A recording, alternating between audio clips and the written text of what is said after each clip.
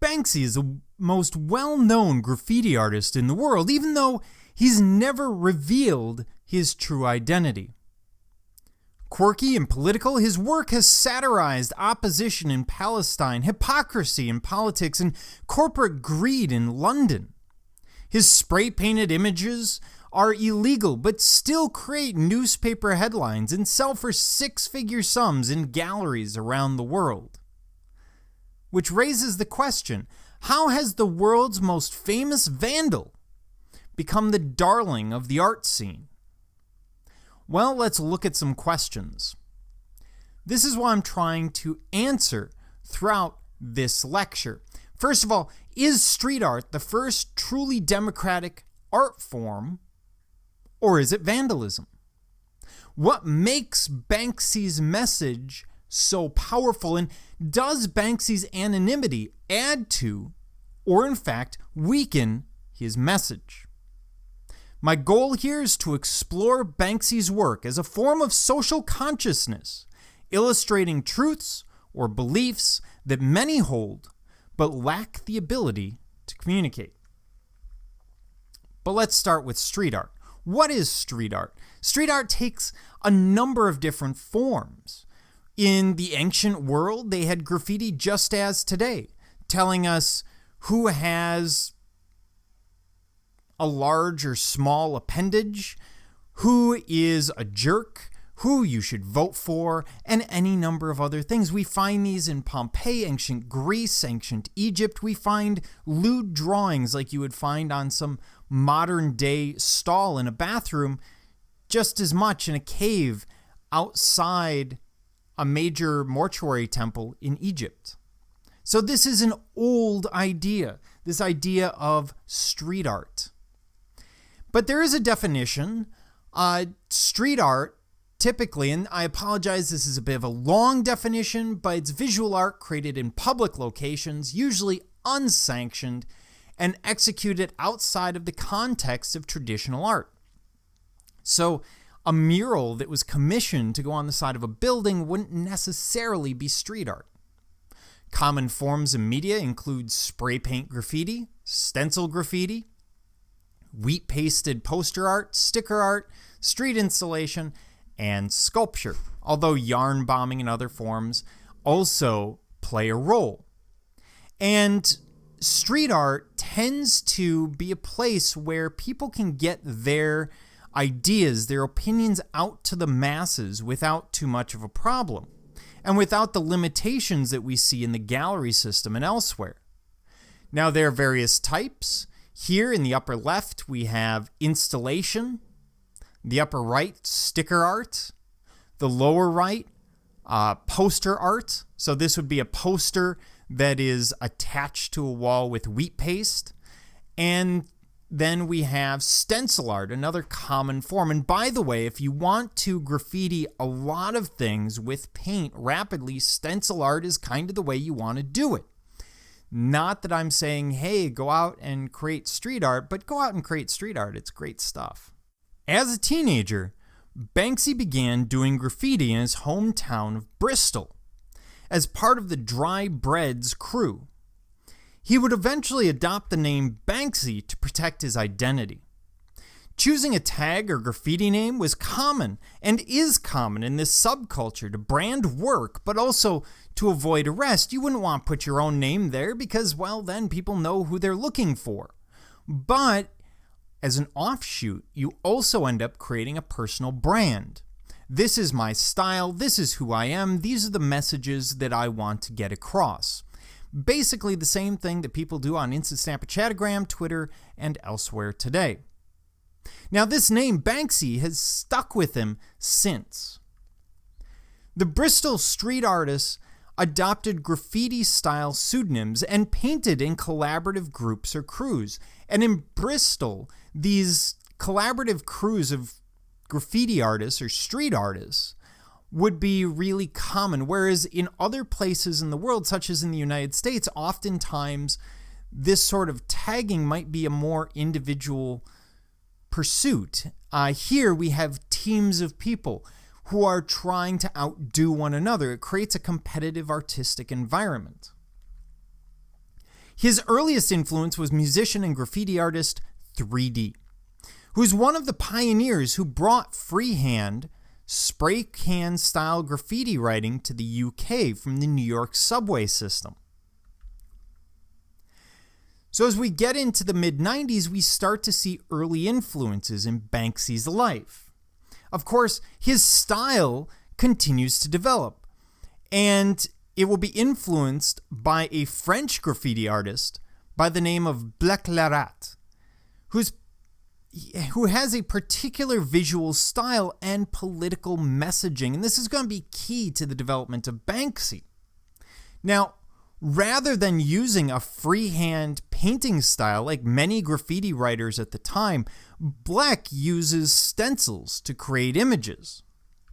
Banksy, of course, will adopt the technique for practical reasons. Quote, "I was quite crap with a spray can, so I started cutting out stencils instead." Now, there's one other huge benefit to stencils, which is if you know what you're doing, you can put up a more detailed image with a greater message and do it faster than you can freehand. All you do is pre-cut the stencils for each color that you're using, and then using a simple spray adhesive, you apply it to the wall, you spray it, you take it down, you add the next color. The whole thing can be done in a matter of a couple of minutes, whereas to freehand a similar image might take an hour or more. Maybe even 15 minutes, which would be an immense amount of time when you're concerned about arrest. Blek influenced Banksy and inspired him to develop the anti-establishment views that he grew up with in Bristol. So he's developing these anti-establishment ideas that he has from his youth. Armed with a new visual style, Banksy pursued more political targets with his work. He's going to start going up the food chain. He's going to start attacking more and more powerful people and groups with his art. By the late 90s, we're seeing this stencil art becoming more and more common in Bristol. This new stencil-based style began to appear in his home city of Bristol. And this is probably Banksy coming in and starting to use this new technique in his hometown. His political views also begin to come to the fore.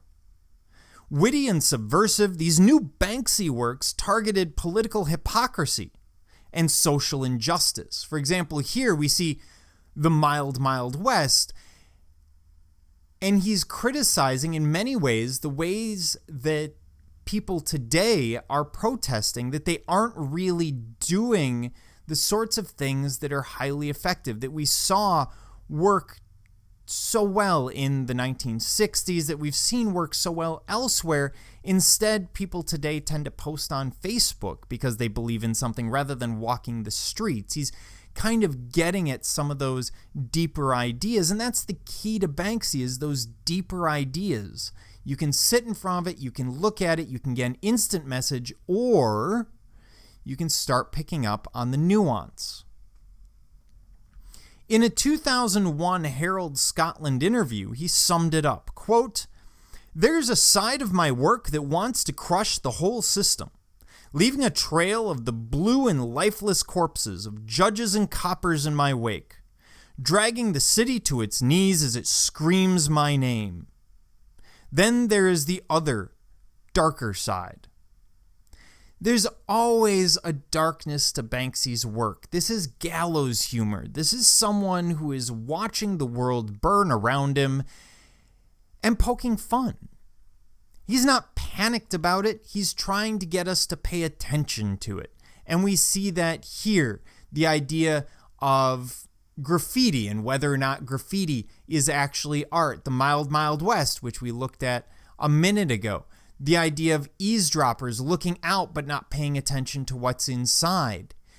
All of these ideas, which are deep at one level, but he can get across rapidly because of his art form. In 2001, Banksy moves to London and became involved with a new circle of friends and collaborators who helped increase his public image and recognition. His stencils of rats and chimps appeared around the city, gaining the attention of national mainstream press. And he entered a close working relationship with the photographer Stephen Lazarides, who became his agent and publicist. The pair self-published a series of books, including Vandalism, Existentialism, and Cut It Out, as well as Collect, that captured and popularized Banksy's work and raised his media profile.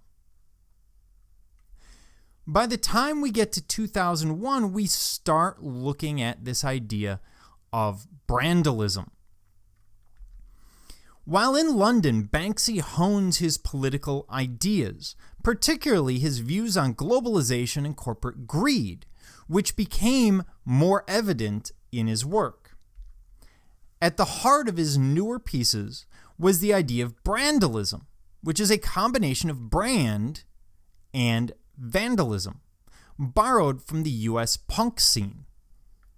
He's copying the techniques and language of advertising through slogans and simple images.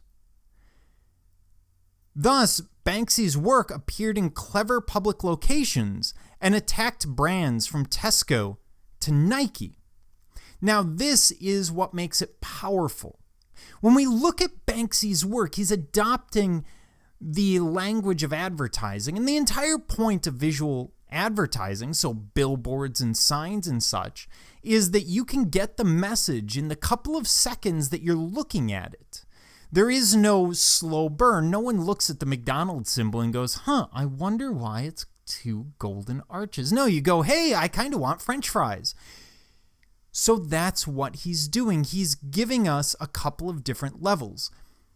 If you look at the image on the left, the children in front of the Tesco bag, he's used a gutter pipe and he's painted around that. So the gutter pipe is the flagpole here.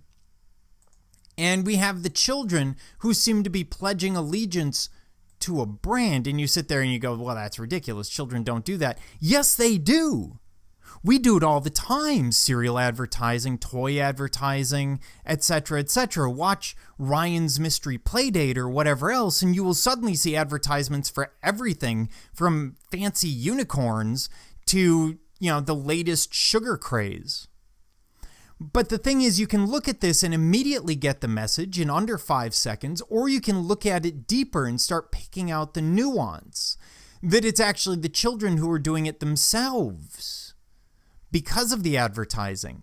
Or here we see Nike, same sort of idea.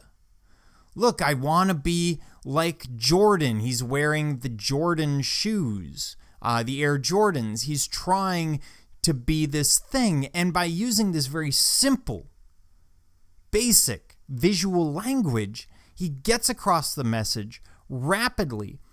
You don't need a BlackBerry and turtleneck to understand it.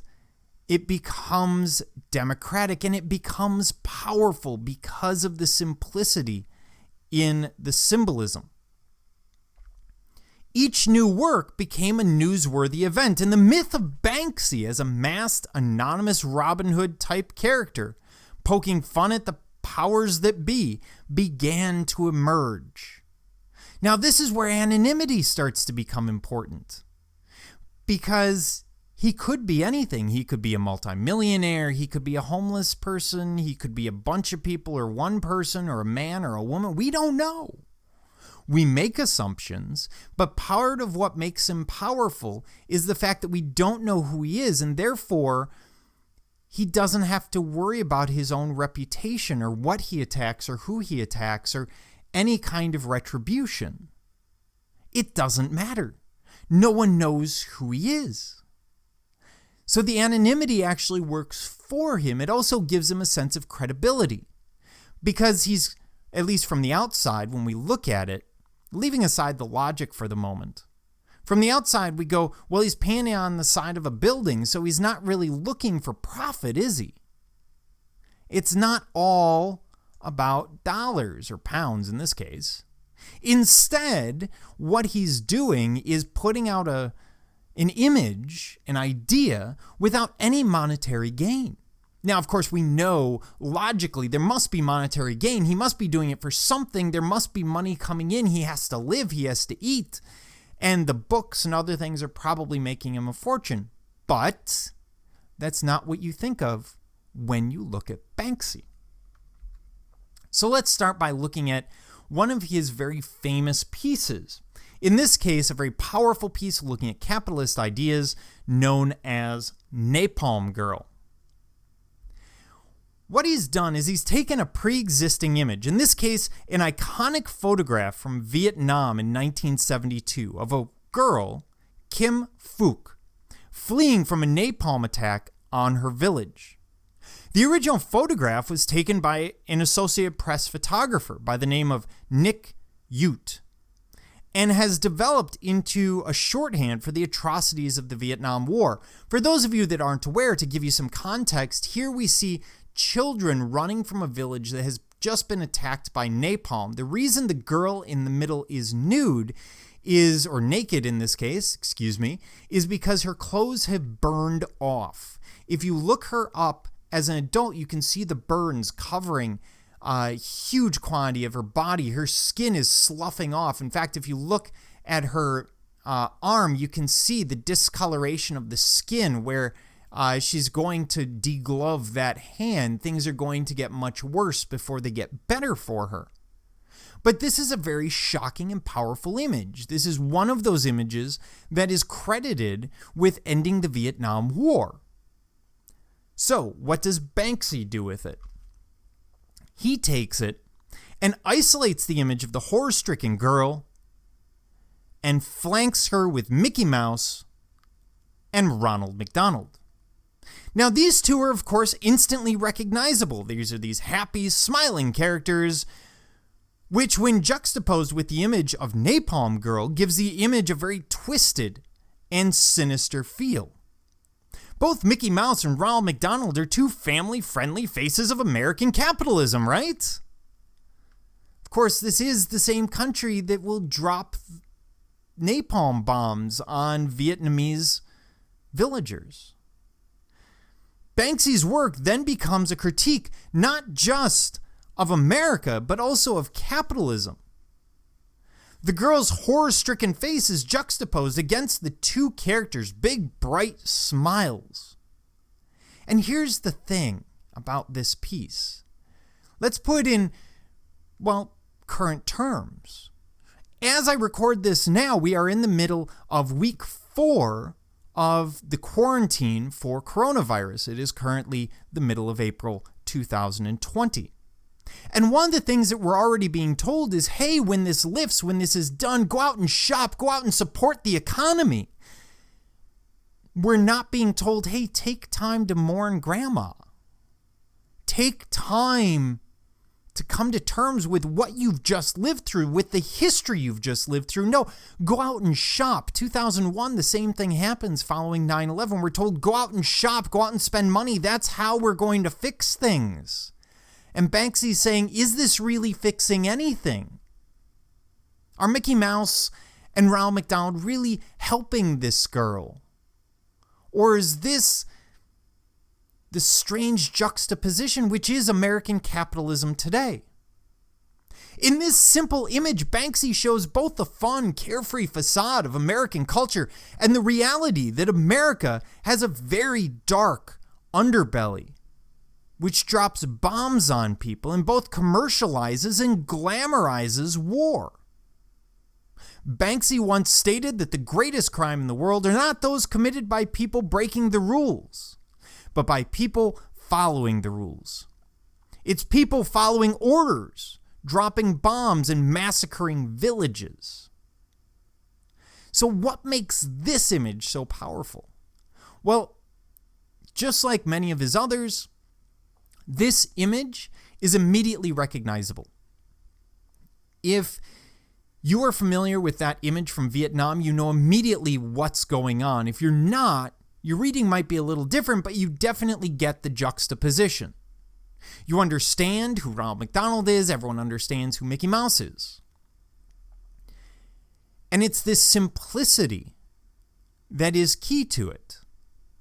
It's the fact that you can read it and in 5 seconds know exactly what he's getting at. And oftentimes it's a message that he's putting out there that many people would love to put out there, but they lack the appropriate means or language to do so. Banksy just happens to use this visual language. By now, the biggest name of the British graffiti scene, Banksy expanded his sights and targeted the art world as his next venture. Shunning traditional galleries, Banksy hosted exhibitions of street art in unusual locations, such as abandoned tunnels and abandoned warehouses. Harking back to Blek le Rat's attacks on the Paris art world, Banksy took art out of what he saw as the stuffy galleries and into the forgotten, seedy places that the art world tends to ignore. So what he's doing is he's trying to democratize art, and his way of doing that is by putting the art in the neighborhoods where you wouldn't normally find it, but where you might expect street art. So he's doing exactly that. He's trying to bring people into the gallery world. The thing is, the gallery world is, well, corrupt, isolated, insulated from the world. And he's trying to change that. He's trying to make art something that everyone can enjoy. And you say, well, anyone can go to the art museum. Well, sure, if they have the $17 or $21 or whatever it is to get in, which for some people is too much. They might not even be able to get out of their neighborhood. So he's tracking down those neighborhoods. He's finding those underserved locations and putting on these pop-up art shows, thus bringing the art world into these neighborhoods, but at the same time exposing these neighborhoods to the art world. When you go to an art gallery, you are simply a tourist looking at the trophy cabinet of a few millionaires. Banksy wanted art to be available to everyone, and so we're going to see these pop-ups. By 2005, we start to see this idea of vandalism going on tour. Continuing his use of public space to display his work, he chooses one of the most controversial walls in the world. In 2005, to comment on Israeli involvement in Palestine, Banksy actually travels to the Middle East and targeted the West Bank security wall. His satirical stencils criticized Israeli militarism and oppression. The work provoked fierce debate in the media over whether a wall judged to be illegal by the International Court of Justice could in fact be vandalized. Now that's an interesting idea. The International Court of Law has already said this wall is illegal, this separation is illegal, the purpose of it is illegal. And yet, when Banksy paints on it, people say, well, that's vandalism. Well, can you vandalize something that's already illegally there? Can you perform an illegal act on something that is in and of itself an illegal act? Makes you question what is vandalism and question the wall. Banksy described the wall as the ultimate activity holiday destination for graffiti writers. He wants more people to get involved and look at the pieces that he's creating. Either they get at the idea that the wall is artificial and shouldn't be there, or, like this, gets at the fact that the wall seems to be standing in the way of the dreams of children, the dreams of people who are innocent of anything that the wall is supposed to protect from. He's getting at these deeper ideas, and one of his great pieces will turn up near this wall. Rage, the Flower Thrower. This work, now covered and protected by a perplex overlay, features a man dressed in what we associate with traditional riot gear, with a bandana obscuring his face and his cap on back to front. His stance is one of a person about to lob a Molotov cocktail. He's taking aim and ready to throw. However, instead of a weapon, he holds a bunch of flowers, which are the only part of the mural which appear in color. The piece is located on a wall on the side of a garage in Jerusalem on the main road to Bethlehem. By substituting a weapon with a bunch of flowers, Banksy is advocating peace instead of war. He's opting to install this message of peace in a high conflict area. The work also carries the message that peace comes with active, hard work. It's not something that's simply going to develop. People need to actually take the time to figure out what they need to sit down and have the discussions. They can't constantly run from it and then go, hey, I wonder why there's no peace. The bouquet of flowers in this work, in addition to symbolizing peace, life, and love, may also be understood as commemorating the lost lives in an age-old religious conflict. Because there are numerous times that we associate flowers. Sometimes they're positive, but sometimes they're funerals. This sort of juxtaposition of meaning is really common in Banksy's work. And this is a fine example of Banksy's use of art to relay messages of social importance. He's acting as social conscious. He's using his ability as an artist to get across ideas that many of us have but can't get across because we lack that ability.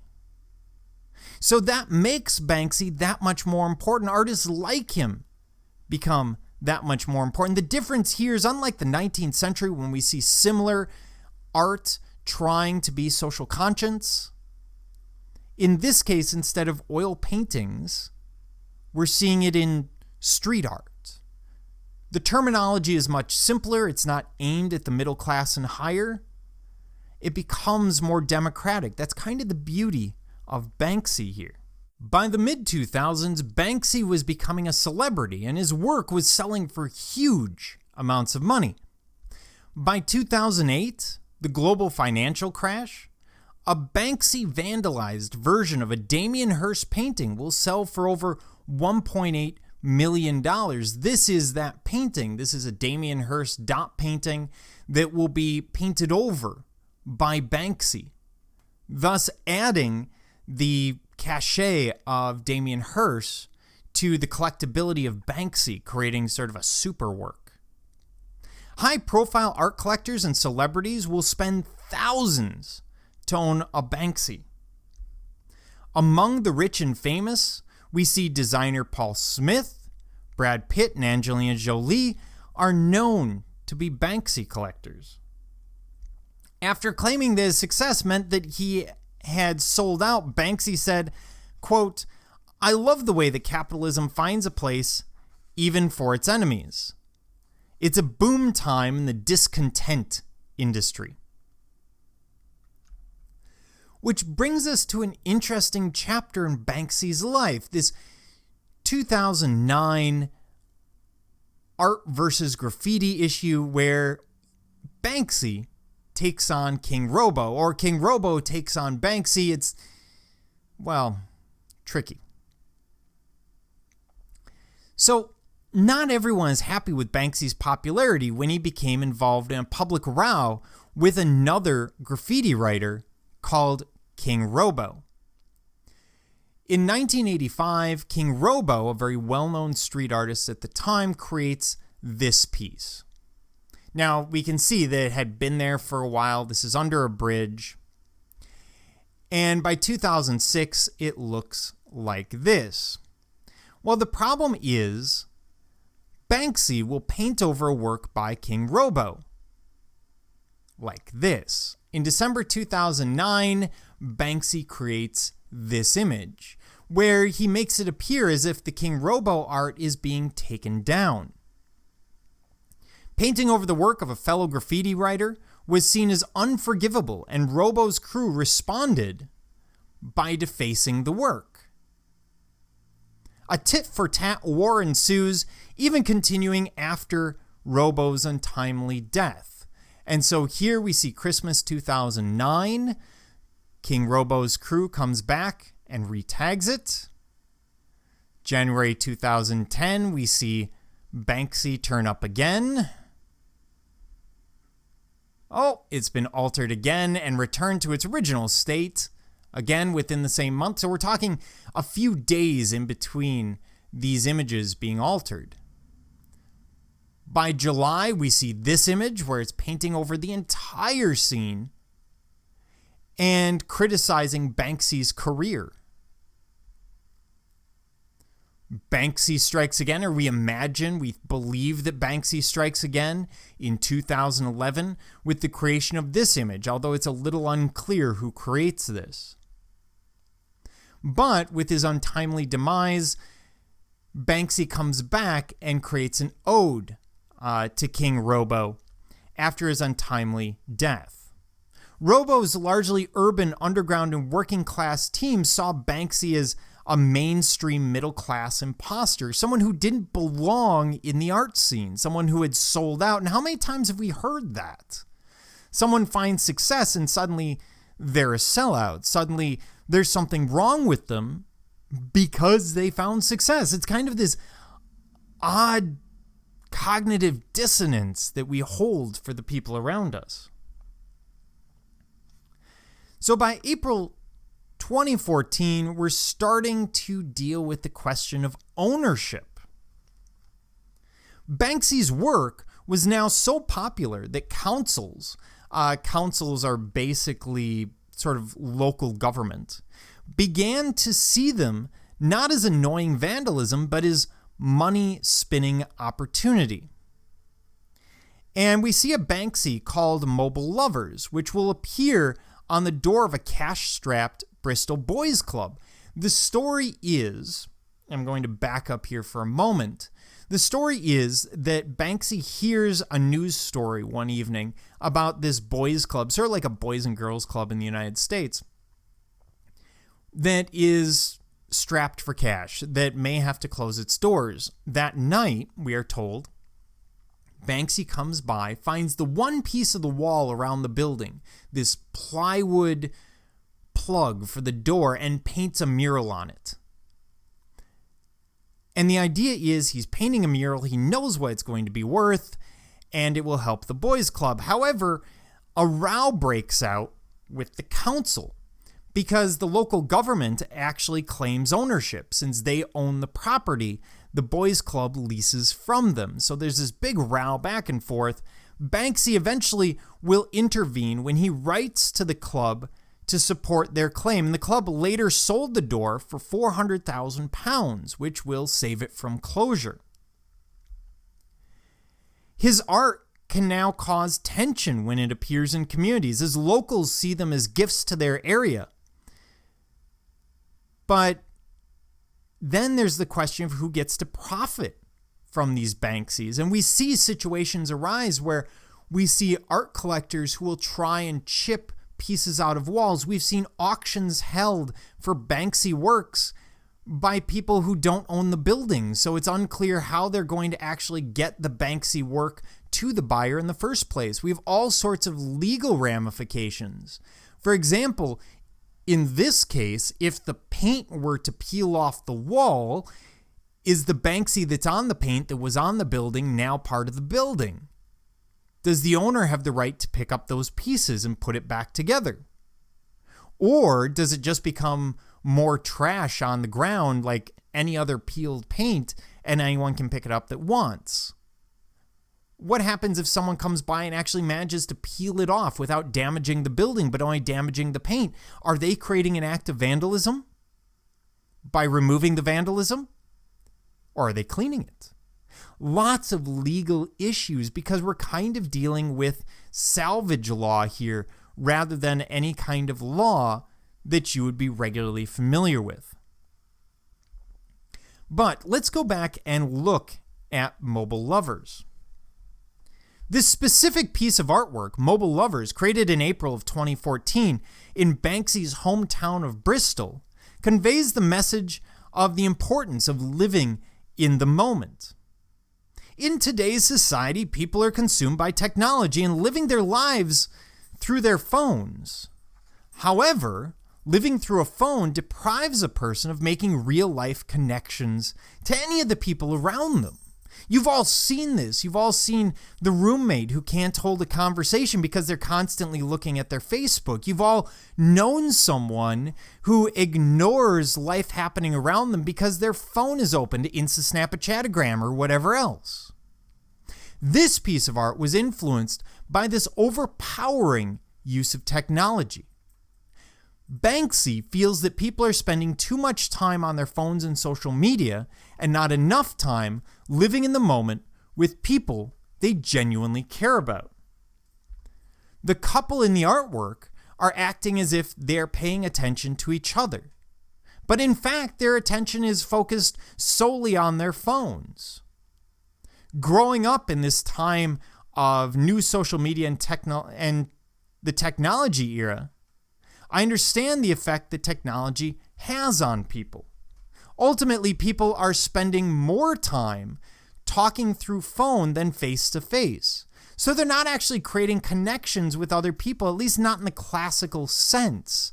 And I'm getting very dangerously close to boomer humor here, because this is that idea that phones are changing everything. I have a problem with this, which is if the boomers in the 1960s and 70s had the same phone, your grandma would be sexting people. Yes, these phones would have been used no matter what generation had them. It just so happens that this one has it. And so mobile lovers might take on a whole different idea. It might be about being present more so than the phone itself. And ultimately, everyone's too busy on their phones worrying about things that do not matter in the moment. How often does some great thing happen in front of you and you miss it because of your phone? You miss your child doing something on their bike for the first time because you're looking at your Facebook or any number of other issues. Living in the moment is the best way to appreciate life and all the opportunities and connections that a person can have. Yet technology is keeping us from living in that moment, thereby keeping us from living our lives to the fullest. So it's not entirely about the phone. The deeper meaning here is about being present, not mindfulness. I'm not going to get into that, but just being present in the moment. Being there when things happen, paying attention to what's happening around you. We've all seen it. We've all walked across campus and watched someone walk into an inanimate object.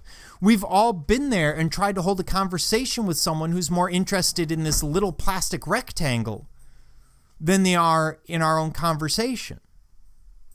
And again, that's the beauty of Banksy. He's getting at these deep issues, the basic issue of the phone, the deeper issue of presence, all with this very simple image that we can interpret in mere seconds.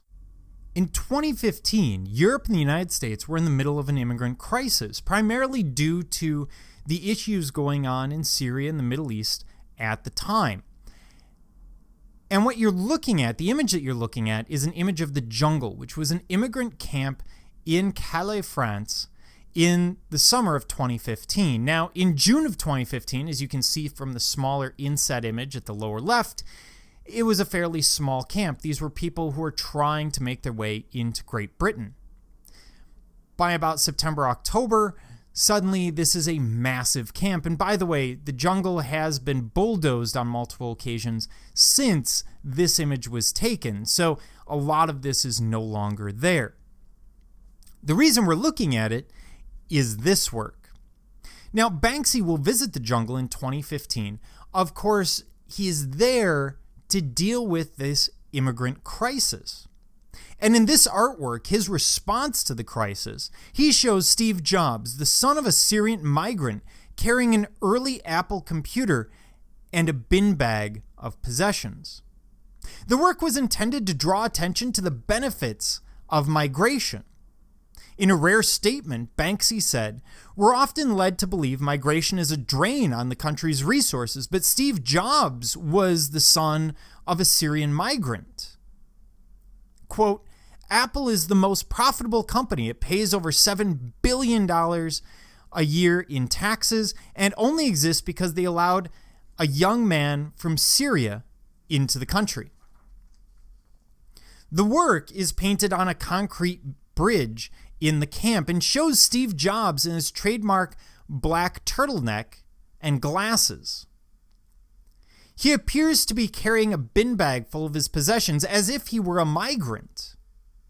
In pictures posted on the artist's website, the work can be seen near tents and adjacent to another piece of graffiti, which reads, "Nobody deserves to live this way." The camp in Calais is home to about 7,000 migrants and refugees at the time. The majority from Syria, but there are some from Afghanistan, Eritrea, and elsewhere. Now, while at the camp, Banksy painted several other images, including one based on Géricault's famous painting Raft of the Medusa, but depicting refugees waving towards a luxury yacht. And here again, we get that idea of migrants and how they should be treated. In the previous example, Jungle with Steve Jobs, we're reminded that a migrant can change the world, can improve life and the tax base for the country that takes him in. In this case, we're looking at how the first world looks at migrants. He takes this painting, the original you see in the lower right, the Raft of the Medusa, and he alters it. Instead of the tiny ship, which we see off in the distance, right here, coming to their rescue, we have a luxury yacht. And the stories of the time were commonly of immigrants dying within view of luxury yachts or various Coast Guard ships or the coastline of what they assumed was a safe land.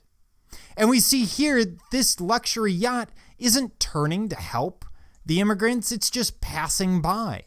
It doesn't care. It's saying, what he's saying is basically that the middle class, the upper class, don't care about the migrants. They see them as a problem. But they might not be. And even if they were a problem, is it humanitarian? Is it appropriate to let them, or worse, cause their death? I mean, we have to look at this in sort of broader moral and ethical terms. And he's drawing all of these questions out. And even with this piece, if you're not familiar with Géricault, with the original Raft of the Medusa, you still get the idea of migrants and the luxury yacht. You still get the message. Again, in that quick visual imagery that we see from Banksy. Very accurate, but very easily read, getting across the message in mere seconds. At the same time that Banksy is creating Jungle in Calais, we're also going to see the development of Dismayland. Dismayland was a temporary art project organized by street artist Banksy, constructed in the seaside resort town of Weston-super-Mare in Somerset, England.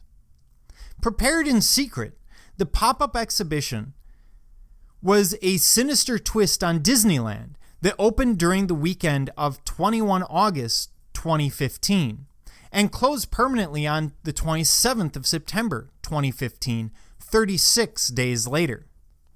Banksy described it as a family theme park unsuitable for children. The aesthetic, the basic concept of the bemusement park, was potentially inspired by the Dismayland series of paintings created by American artist Jeff Gillette, who also participated in the exhibition. And we see throughout the park numerous exhibits dealing with issues of politics, dealing with the environment, in this case, also dealing with the treatment of the orcas and other such issues.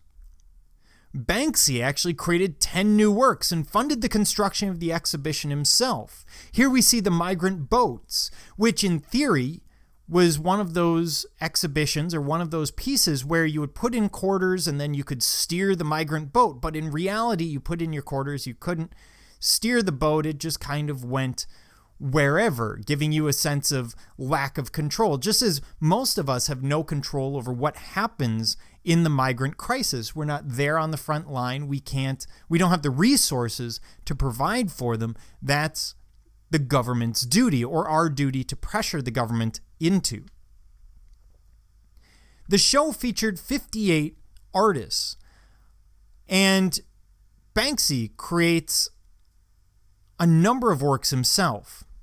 4,000 tickets were available for purchase per day, priced at £3 each. So they aren't exactly expensive. That's maybe $5 in the United States.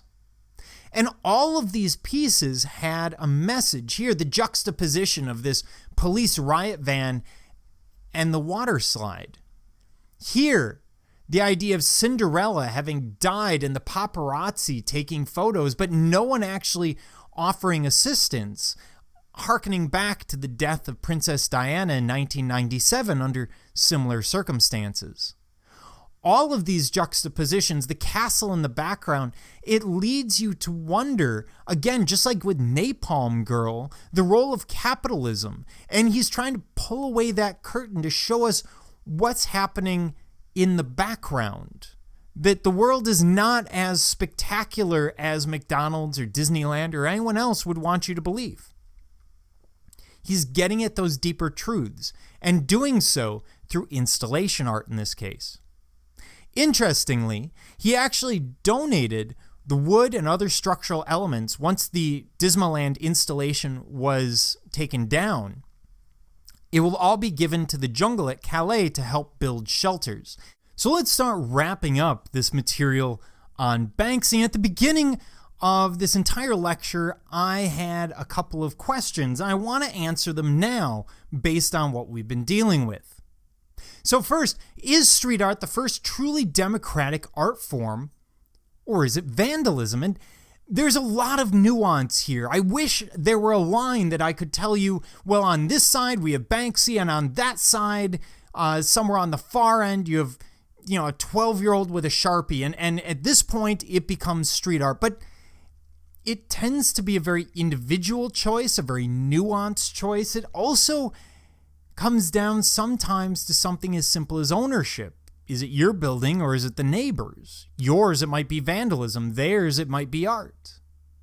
Even Banksy himself will play with this idea of what is street art and what is vandalism. And I think he would fully acknowledge that some things are inappropriate. But where do we cross that line? I mean, after all, maybe it's not about what's being painted. Maybe it's about the message. Could you argue that if it's a strong enough or important enough message, maybe that crosses the line into street art? But then what message are we getting from yarn bombing? And no one sits there and says, oh my God, Granny came by and yarn bombed the front tree again. Why? Why does she do this to us? No one really does that. So there are lines to be drawn. Banksy, as he exists now, as we look back, clearly is on the street art side, but you could well see a time early in his career where people would say, nope, that's definitely vandalism. Although today we would probably say something different. Again, we know more about the artist. It's kind of hindsight being 20/20. And we will constantly be dealing with this idea. For example, Banksy will get his pieces graffitied on a regular basis. And then you get into that tricky situation. If you vandalize a Banksy, is it vandalism? Because is Banksy art? You see where this is just a really muddy area. So it's really an individual choice. It's a matter of nuance. Banksy's clearly on one side, but maybe that means we need to open things up for other street artists. What makes Banksy's messages so powerful? Well, I would argue that what makes his messages so powerful is ultimately their simplicity. Here we have an example. We have the death of Marat, and we have a piece by Banksy. The Death of Marat is painted by David during the French Revolution. It's a piece of visual art as propaganda talking about the death of this liberal leader, Banksy's doing something very similar, getting across a political message. Now, the language is very, very different. Even though the idea is the same, both of them are propaganda. But the death of Marat takes some time. You need to be educated to a certain level so that you can read the letter. You need to have a certain understanding of art, the sort of understanding that someone in the middle class or upper classes would have had in France at the time. Exactly the people that David is talking to. Whereas Banksy takes on a broader audience. It doesn't matter your education level, you understand that image. You can probably read One Nation Under CCTV. You can understand the small child at the bottom who's painting it and its position next to the whacking great CCTV camera just off to the left. So we have the same idea. We have different messaging. We have a different visual language, and the simplicity, that advertising-based message that Banksy uses, means that we get the understanding, we get the idea of what's going on in his painting much faster than we do in the death of Marat. After all, the death of Marat requires us to understand who Marat is, that he's not just some guy dead in a bathtub.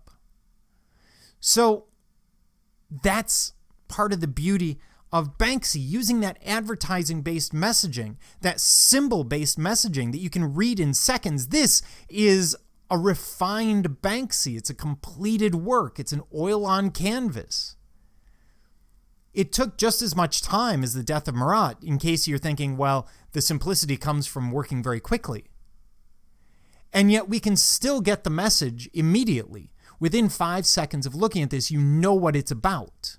You know that that's Parliament. You know that those are monkeys. You know that they're up to no good. Probably. So there's something about the use of the visual language that is making Banksy's work more powerful than many others. The other side of that is that he's using visual language that speaks to this generation. It speaks to society today. If he spoke to society 20 years from now, he'd be irrelevant or ahead of his time. If he spoke to the generation 20 years ago, then he'd be irrelevant. Because that's not the society that we need to be talking to. The relevance and beauty of Banksy is not just the visual imagery, but he's choosing this visual language that speaks directly to the society today.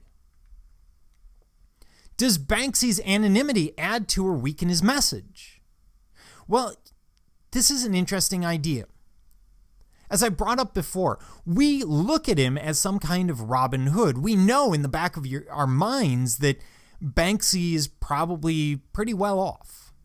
Because while he doesn't sell the pieces that turn up on the street, he does sell other works. He sells books, he sells exhibitions, he auctions some of his own pieces. So what does that anonymity do for him? Well, it gives the illusion that he's not in it for the money, and therefore we take his message much more seriously.